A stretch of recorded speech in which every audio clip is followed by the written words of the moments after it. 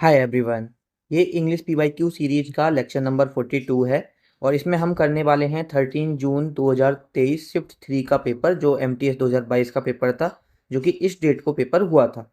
और शिफ्ट 3 का ये पेपर है, तो चलिए लेक्चर को शुरुआत कर लेते हैं विदाउट एनी फर्दर डिले। यहाँ पर जो हमारा सबसे पहला क्वेश्चन है वो है इन फिट्स एंड स्टार्ट। अभी बेसिकली इसको आपको क्या बताना है, ईडियम्स का मतलब बताना है। इन फिट्स एंड स्टार्ट का मतलब क्या होता है? तो देखो, इसका मतलब होता है कोई चीज़ रुक रुक कर होना, रेगुलरली ना होना, इरेगुलरली होना। बेसिकली रुक रुक के कोई चीज़ होती है, उसको उसके लिए हम ईडियम्स का यूज करते हैं इन फिट्स एंड स्टार्ट। तो यहाँ पर जो हमारा राइट आंसर हो जाएगा इन फिट्स एंड स्टार्ट में, इरेगुलरली हमारा यहाँ पर राइट आंसर हो जाएगा। उसके बाद हमारा यहाँ पर नेक्स्ट क्वेश्चन है हमारा a calculative move to gain an advantage. मतलब एक ऐसी चाल चलना जिससे कि आपको फ़ायदा हो। और बेसिकली इसका जो मतलब जो ये ये पूरा एक सेंटेंस है, इसका जो वन वर्ड होगा वो होता है गैम्बिट। गैम्बिट ज़्यादातर एक ऐसी चाल होती है जिससे कि आपको एडवांटेज हो, और एक टर्म ज़्यादातर जो यूज कर किया जाता है ये चेस में यूज किया जाता है। तो ये बात आपको नहीं भी पता होगी तो कोई दिक्कत नहीं है, लेकिन ये बात ध्यान रखना कि गैम्बिट का मतलब होता है a calculated move to gain an advantage. ठीक है, ये बात आपको पता होनी चाहिए। उसके बाद नेक्स्ट क्वेश्चन देख लेते हैं। नेक्स्ट क्वेश्चन है आपका how can a book such as we written before I would lived the incident it describe.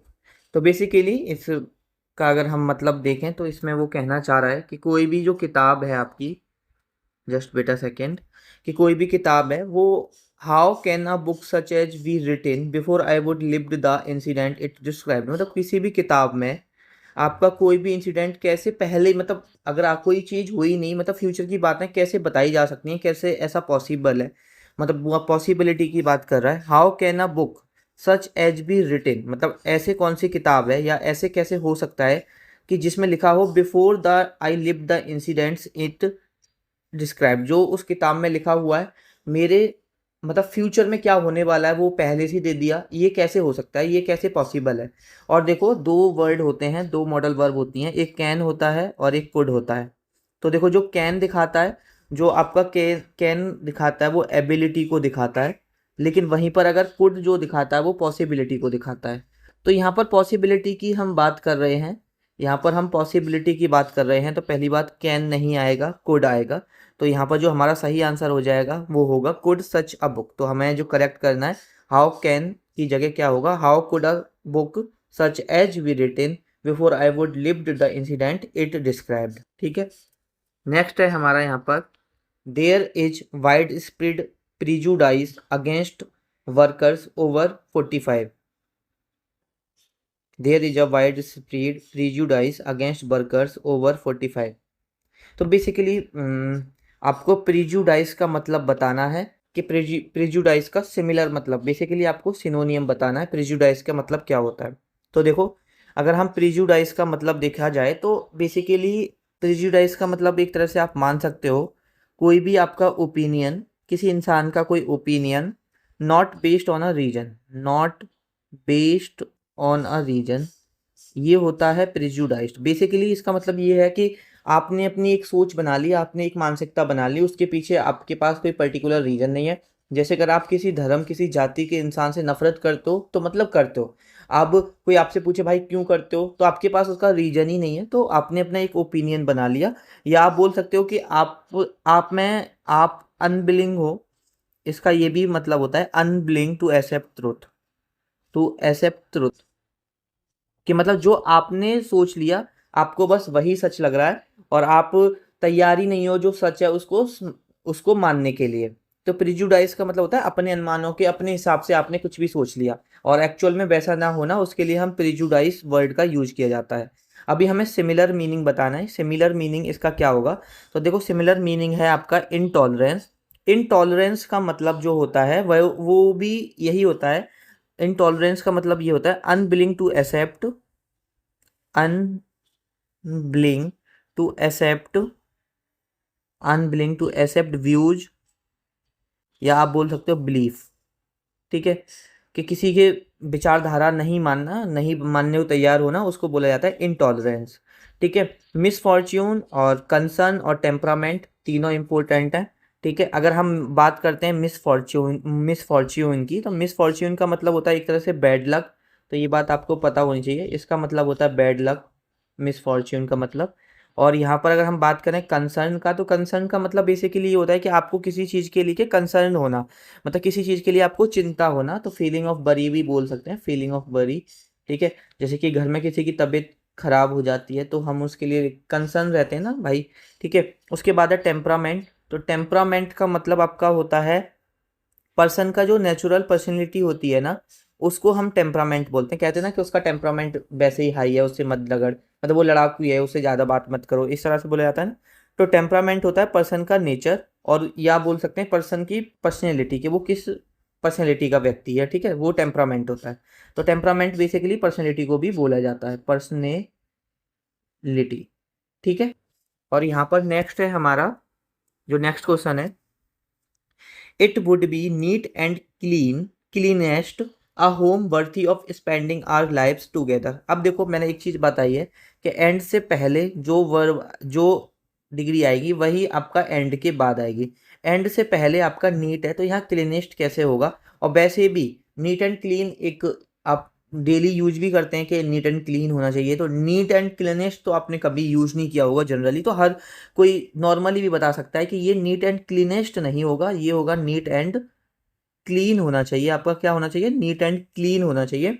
तो यहाँ पर आपका जो सही आंसर हो जाएगा वो नीट एंड क्लीन, मतलब कि इस वाले पार्ट में आपका एरर हो जाएगा। नेक्स्ट क्वेश्चन देख लेते हैं। नेक्स्ट क्वेश्चन है हमारा, he is a wolf in sheep's clothing, outwardly kind but inwardly vicious. ठीक है। अ वॉल्फ इन अ सीप्स क्लॉथिंग का मतलब जानते हो? देखो अगर नहीं जानते तो अगर आप इसे भी पढ़ोगे ना तब भी इसे पढ़ के निकाल सकते हो। आउटवर्डली काइंड मतलब बाहर से तो दयालु, बट लेकिन इनवर्डली अंदर से विशियस, चालाक।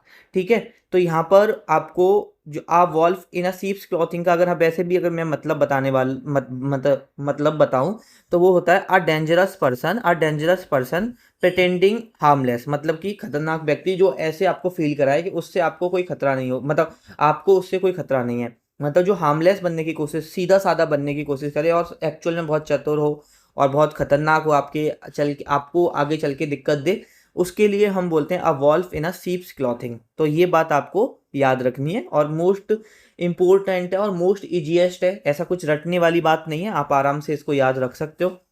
उसके बाद नेक्स्ट क्वेश्चन जो हमारा है वो है अर्जिंग और रिक्वेस्टिंग समवन सोलमली और अर्नेस्टली टू डू समथिंग, मतलब किसी से रिक्वेस्ट करना कि भाई तुम ये काम कर लो, उसके उसके लिए क्या बोला जाता है? तो उसके लिए जो वर्ड है वो है एडजियोर। इसका मतलब होता है कि आप किसी से रिक्वेस्ट कर रहे हो कि भाई आप ये काम कर लो या आपके लिए वो ये काम कर दे, उसके लिए हम एडजियोर का यूज करते हैं, और ये बात आपको पता होनी चाहिए। नेक्स्ट देख लेते हैं। नेक्स्ट है यहाँ पर आपका slightly bitter orange to remove the red colour which covers their skin. तो यहाँ पर बेसिकली आपको फिल इन द ब्लैंक्स में भरना है, क्या आएगा? Slightly bitter orange to remove the red colour which covers their skin, कि मतलब जो आपका ऑरेंज है, आपको जो उस ऑरेंज के ऊपर जो रेड कलर की लेयर होती है वो हटानी है। ठीक है। तो उसके लिए यहाँ पर स्लाइटली के सामने धीरे धीरे हटा दो, तो उसके लिए आप क्या वर्ड यूज करोगे? तो देखो एक वर्ड होता है ग्रेट, GRATE। ग्रेट का मतलब होता है श्रेड करना, श्रेड करना। बेटा सेकेंड, श्रेड, श्रेड करना। श्रेड का मतलब बेसिकली अगर नहीं पता तो इसका मतलब होता है घिसना। ठीक है। श्रेड करते हैं ना हम, चाकू से कोई चीज़ घिसते हैं। ठीक है, उस पैसे वो कवरिंग उतारते हैं, तो उसको ग्रेट यूज कर सकते हैं। तो slightly great bitter oranges to remove the, मतलब स्लाइटली धीरे धीरे उसका ऊपर का जो आउटर लेयर है जो रेड कलर का, उसे बाहर हटा सकते हैं, मतलब अलग हटा दीजिए धीरे धीरे करके। तो ग्रेट हो गया। ग्रेस मैं आपको ऑलरेडी बता चुका था। ठीक है। ग्रेस का मतलब हमने लास्ट जो लेक्चर किया था शायद उसमें ही बताया था। ग्रेस का मतलब आप जान सकते हो, ब्यूटी से रिलेटेड होता है। आप कैसा ड्रेसिंग सेंस कैसा है आपका, मतलब ड्रेसिंग सेंस कैसा, मतलब ड्रेसिंग सेंस अगर आपका ब्यूटीफुल है, अच्छे दिख रहे हो, अच्छी तरह से चलने का ढंग अच्छा है, तो उसके लिए हम ग्रेस यूज करते हैं। और ग्रेट का मतलब महान होता है, ये आपको पता ही हो गया। और ग्रेड जो होता है वो गुणवत्ता वगैरह को दिखाता है, गुणवत्ता वगैरह को दिखाता है, तो ये बात भी आपको पता होनी चाहिए। ठीक है। उसके बाद नेक्स्ट है हमारा, it is good to travel and work most beautiful than going to the same office each day. वो कह रहा है कि ये it is good to travel and work, के घूम के मतलब इधर उधर जैसे वो कुछ काम होते हैं ना जिसमें ट्रैवल करना होता है, साथ में आपको काम करना होता है, मोस्ट ब्यूटीफुल देन, वो किससे बेटर है कि डेली सेम ऑफिस जाओ, उससे तो बेटर है कि भाई ट्रैवल करके कभी कहीं जा रहे हैं कभी कहीं जा रहे हैं और अपना काम करो, तो वो ज़्यादा ब्यूटीफुल है। तो जब हम दो चीज़ों को कंपेयर कर रहे होते हैं तो देखो देन लगा के हम कंपेयर करते हैं, बहुत अच्छी बात है, बट देन लगा के जब हम कंपेयर करते हैं तो हमें कंपेरेटिव डिग्री चाहिए होती है, और यहाँ पर कौन सी है, सुपरलेटिव डिग्री है। तो हम मोस्ट को काट के क्या कर देंगे, हम यहाँ पर मोर कर देंगे। तो इतनी बात आपको पता होनी चाहिए, तो यहाँ पर हमारा मोर आएगा, और मोस्ट इस पार्ट में, तो इस पार्ट में हमारा एरर हो जाएगा। नेक्स्ट क्वेश्चन देखते हैं। नेक्स्ट क्वेश्चन है हमारा, social media is to market product, कि जो सोशल मीडिया, अब देखो इज के बाद क्या आएगा, यूजिंग आएगा या यूज्ड आएगा, या देखो इज, यूज और यूजिस में तो थोड़ा आप कंफ्यूज नहीं होंगे, लेकिन आप यूजिंग और यूज्ड में कंफ्यूज हो सकते हो, क्योंकि इज के बाद वर्ब में आईएनजी आता है, ठीक है। लेकिन आपको एक चीज़ यहाँ पर देखनी चाहिए कि ये एक्टिव वॉइस है या पैसिव वॉइस है, तो ये आपका पैसिव वॉइस है, क्योंकि देखो सोशल मीडिया खुद यूज नहीं होता, सोशल मीडिया को यूज किया जाता है लोगों के द्वारा। अब यहाँ पर ऐसे नहीं लिखा है कि social media is used to market products by business entrepreneurs, ठीक है, मतलब अलग अलग लोगों के द्वारा किया जाता है, ऐसा नहीं दिया है, आपको खुद समझना पड़ेगा। अब सोशल मीडिया ऐसा तो है नहीं कि वो खुद यूज हो जाएगा, ठीक है, तो सोशल मीडिया को यूज किया जाएगा। और जब पैसिव वॉइस में इज के साथ हम क्या लगाते हैं, वर्ब की थर्ड फॉर्म लगाते हैं, ये बात तो आपको पता होगी, वर्ब की क्या लगाते हैं, थर्ड फॉर्म लगाते हैं, तो यहाँ पर क्या आएगा, यहाँ पर हमारा यूज्ड सही हो जाएगा। नेक्स्ट देखते हैं। नेक्स्ट है हमारा यहाँ पर, choose the word that is opposite in the meaning to the given word, कि प्लेन का अपोजिट मीनिंग क्या होता है वो बताना। देखो प्लेन का मतलब आप ऐसे समझ सकते हो कि एकदम सिंपल, साधारण, सिंपल, साधारण, ठीक है, प्लेन, एकदम प्लेन बोलते हैं ना। और उसके बाद, सॉरी, प्लेन के बाद आपका क्या आएगा, मतलब प्लेन आपका, आपको क्या बताना है, अपोजिट वर्ड बताना है, ठीक है। तो प्लेन का मतलब सिंपल और साधारण हो गया। फैंसी का मतलब क्या होता है, तो फैंसी का मतलब या तो आप बोल सकते हो कोई चीज़ बहुत कॉम्प्लिकेटेड है, ठीक है, तो उसके लिए भी हम फैंसी यूज करते हैं, या कोई चीज़ डेकोरेटिव है मतलब सजी हुई है, तो उसके लिए भी हम फैंसी यूज करते हैं। तो प्लेन का जो एंटोनियम हो जाएगा, अपोजिट वर्ड हो जाएगा, वो फैंसी हो जाएगा, ये बात तो आपको समझ में आती है। क्रेजी मतलब होता है पागलपन, इंसान। मीन का मतलब होता है कोई अच्छा मोरल प्रिंसिपल जिसके अच्छे नहीं है। मीन व्यक्ति होता है जिसको अपना, मतलब कहते हैं ना तुम कितने मीन व्यक्ति हो, कितने सेल्फिश इंसान हो, ठीक है। स्टूपिड का मतलब होता है, मतलब बेसिकली स्टूपिड का मतलब गंवार होना, पागल होना, कि तुम, ठीक है। उसके बाद नेक्स्ट है हमारा वेल्थी। वेल्दी का क्या बताना, सिनोनियम। अब वेल्दी कौन होता है, जिसके पास बहुत सारा मनी है, पैसा है। तो अफ्लुएंट का मतलब भी धनी होता है, अफ्लुएंट का मतलब भी धनी होता है, तो सिनोनियम बताना था, अफ्लुएंट हो जाएगा, ठीक है। अगर हम बात करते हैं डिप्रेस्ड की, तो देखो जो डिप्रेस्ड होता है, डिप्रेस्ड का मतलब होता है कोई इंसान उदास होना, ठीक है। डिप्रेस्ड मतलब उदास होना, अनहैप्पी होना, उसके लिए हम क्या यूज करते हैं, डिप्रेस करते हैं। या सैड महसूस करना, feeling sad, feeling sad, unhappy, ठीक है, ये सब हम किसके लिए यूज करेंगे, डिप्रेस्ड के लिए। पुअर का मतलब गरीब होता है, ये सबको पता है। लेकिंग का मतलब होता है अभाव, किसी चीज़ की कमी होना, अभाव, कमी होना, कमी होना। जैसे मैं यहाँ पर एक एक एग्जांपल दे बोलूँ कि लेकिंग, लेकिंग मनी, तो मतलब पैसे की कमी होना, ठीक है। और नेक्स्ट है हमारा, see relished our argument most of which see won. अब आर्ग्यूमेंट का आपको क्या बताना है, यहाँ पर आर्ग्यूमेंट का अपोजिट वर्ड बताना है। आर्ग्यूमेंट का क्या बताना है आपको, अपोजिट वर्ड। अब देखो आर्ग्यूमेंट का मतलब होता है दो लोगों के बीच में डिस्कशन होना, और इन एंग्री वे, मतलब गुस्से में जो एंग्री डिस्कशन होता है बिटवीन टू पर्सन्स, उसको आर्ग्यूमेंट बोलते हैं। अगर आप लिखना चाहो तो लिख सकते हो, एंग्री डिस्कशन, एंग्री डिस्कशन, गुस्से में जब दो लोग बात कर रहे होते हैं, एंग्री डिस्कशन बिटवीन, मतलब ऐसा नहीं है दो लोगों में हो, टू और बिटवीन टू, टू और मोर पीपल, ठीक है, टू और मोर पीपल, ठीक है। ये हो गया आर्ग्यूमेंट। आर्ग्यूमेंट का हमें अपोजिट बताना है तो एग्रीमेंट होगा। एग्रीमेंट जब दो लोगों के बीच में सहमति होती है और वो हारमोनी में रहते हैं, एक साथ मिलजुल के रहते हैं, उसके लिए एग्रीमेंट का यूज करते हैं। और अगर हम बात करें अल्टरकेशन, तो अल्टरकेशन आर्ग्यूमेंट का एक तरह से आपका क्या हो जाएगा, सिनोनियम हो जाएगा। अल्टरकेशन का मतलब होता है मतलब एक तरह से आर्ग्यूमेंट होना, और वो भी खूब शोर शराबे के साथ, नॉइज आर्ग्यूमेंट, तो एक तरह से आर्ग्यूमेंट का सिनोनियम हो गया आपका अल्टरकेशन। नेगोशिएशन, नेगोशिएशन का मतलब आप जानते होंगे। नेगोशिएशन का मतलब होता है कि नेगोशिएशन करना, कहते हैं ना कि चलो ठीक है थोड़ा तुम नेगोशिएशन कर लेते हैं, कोई हमारी नेगोशिएशन का मतलब एक तरह से डिस्कशन करना और कॉम्प्रोमाइज़ करना, कि थोड़ा सा कॉम्प्रोमाइज़ आप करो थोड़ा सा हम करते हैं, ठीक है। तो नेगोशिएशन का मतलब होता है कॉम्प्रोमाइजेशन करना। फ्यूड, फ्यूड एक तरह से आर्ग्यूमेंट का सिनोनियम हो सकता है, ठीक है। फ्यूड का मतलब जो यहाँ पर होता है, फ्यूड का मतलब होता है दो लोगों के बीच में झगड़ा होना और काफ़ी टाइम से झगड़ा होना। Bitter quarrel, bitter quarrel over long period of time. Long, अगर दो लोगों में काफ़ी टाइम से झगड़ा होता हुआ आ रहा है तो उसके लिए हम क्या, लॉन्ग पीरियड ऑफ टाइम, उसके लिए हम क्या यूज करेंगे, फ्यूड करेंगे। तो ये बात आपको पता होनी चाहिए। नेक्स्ट देख लेते हैं।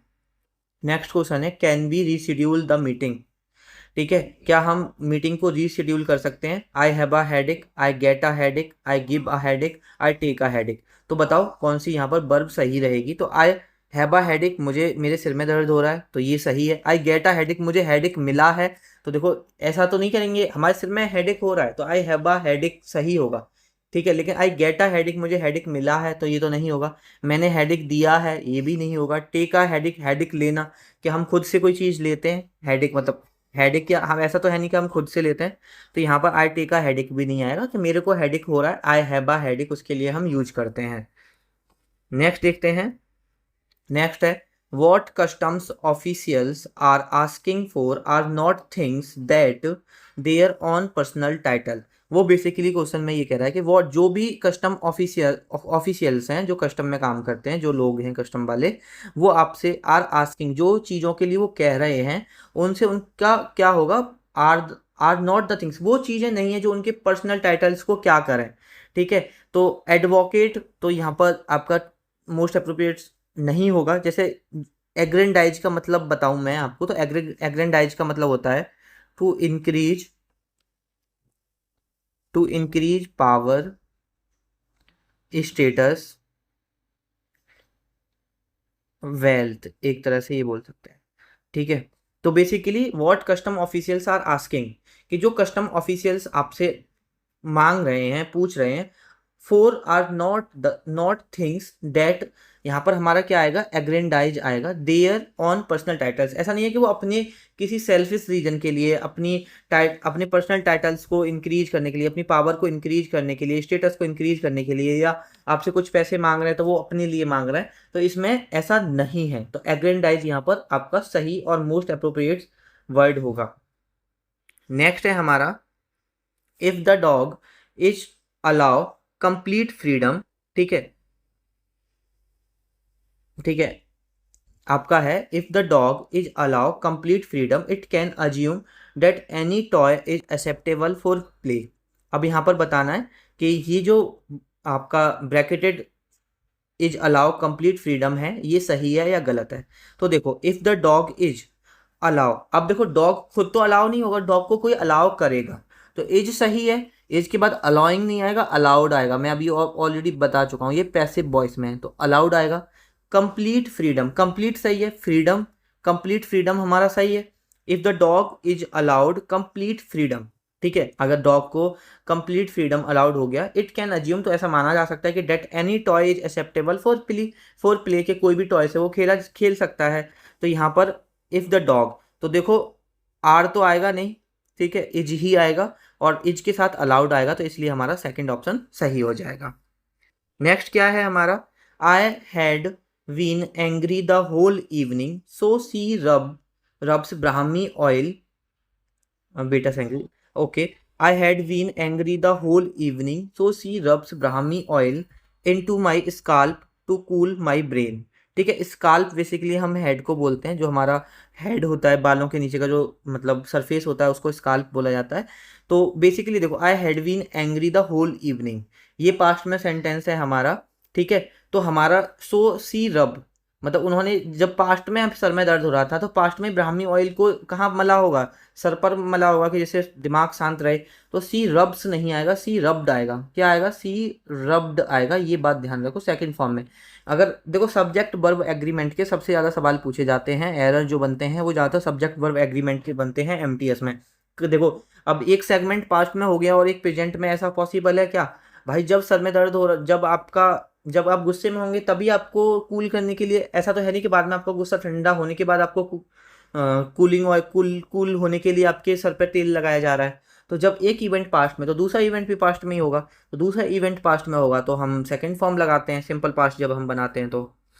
उसके बाद है रॉन्गली स्पेल्ट वर्ड बताना, इनमें से कौन सा रॉन्गली स्पेल्ट वर्ड है। तो देखो यहाँ पर जो आपका फिलैंथ्रोपी है, ये यहाँ पर फिलैंथ्रोपी सही है, और फिलैंथ्रोपी का मतलब होता है एक तरह से परोपकारी, और आपको ऐसे वन वर्ड दे देगा। इसका मतलब होता है desire to promote, desire to promote the welfare of other, दूसरों का जो भला सोचता है, ठीक है, भला करना चाहता है, वेलफेयर ऑफ अदर्स, ठीक है।